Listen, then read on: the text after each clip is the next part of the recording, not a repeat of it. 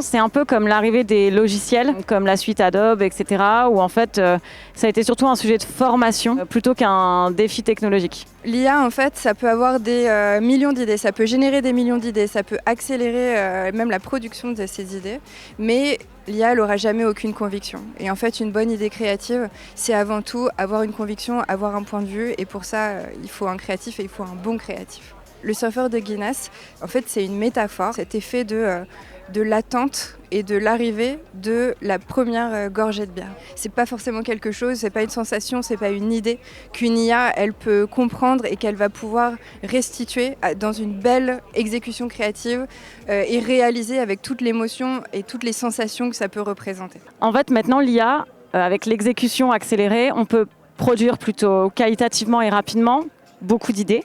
Mais toutes les idées, les bonnes et les moins bonnes. Je pense que ce qui va aussi être la valeur ajoutée et le savoir-faire, ça va être la capacité à identifier, à repérer la puissance d'une idée créative qu'on peut avoir parfois où quelqu'un dit quelque chose, où on se balade, et on va avoir envie de la faire grandir, gagner en aspérité, et les IA, elles ont tendance à lisser, à moyenniser.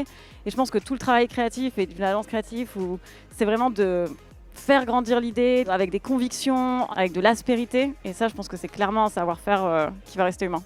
Et justement, je pense que ça peut avoir un effet hyper positif en fait sur nos industries, parce qu'on a toujours un discours sur le rôle de l'IA qui va écraser nos industries, qui va générer des licenciements. Mais je pense justement que si tout le monde a accès aux mêmes outils pour produire et produire vite, la valeur d'une idée, elle va monter en premium. Et potentiellement, la valeur de ce qu'on vend aussi, ça va monter en premium. M-Publicité s'inscrit dans le sillage des rédactions du groupe Le Monde. Aucun contenu n'est produit par l'IA, que ce soit photo, texte, l'illustration. Souligne le fait qu'on continue à faire vivre l'industrie. Et l'IA, c'est un levier de performance et en aucun cas un substitut de notre identité. C'est fou qu'on doive encore le dire. Chez Publicis, Arthur, il l'a très bien dit. We won't squeeze to please Wall Street. On est le premier groupe à avoir le plus investi dans l'IA et pourtant le groupe qui a le plus recruté de nouveaux talents sur les 12 derniers mois.